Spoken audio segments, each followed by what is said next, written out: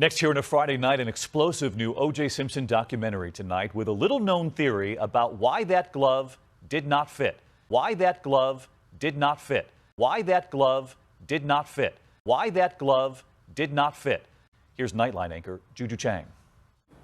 That infamous glove, O.J. struggling to wrestle it onto his left hand. He tries the other, then both arms raised to show ill-fitting gloves. But that moment almost didn't happen, according to the new ABC ESPN documentary, O.J. Made in America.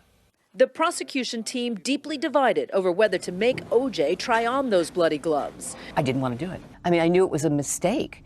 I said, the latex is going to screw up the fit. They've shrunk. Anyway, the rest is history. If it doesn't fit, you must acquit. And the documentary gives another explanation about why they may not have fit, one that surprised former DA Gil Garcetti, breaking 21 years of silence. It was this film that I learned that O.J. Simpson had been taking medication for the arthritis in his hands. And he was told, if you stop taking the medication, your hands will swell and your joints will stiffen. And I just shook my head. It said another thing the defense was able to do. One of those bloody gloves found here on Rockingham. But the documentary suggests the key to O.J.'s freedom had more to do with exploiting racial tensions outside the courtroom than the drama in it.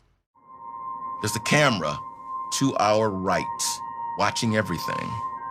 Johnny comes back from sidebar and says, okay, guys, they're gonna ask O.J. to try on the gloves. I don't want anyone to react. We've been rejoined by all the members of our jury panel. Mr. Darden, do you have any further questions of Mr. Rubin? Just a few, Your Honor.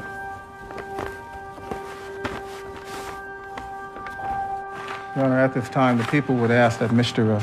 Simpson step forward and try on the glove recovered at Bundy as well as the glove recovered at Rockingham. All right, you can do that seated there. You could hear a pin drop. O.J. was initially seated, putting on the first glove.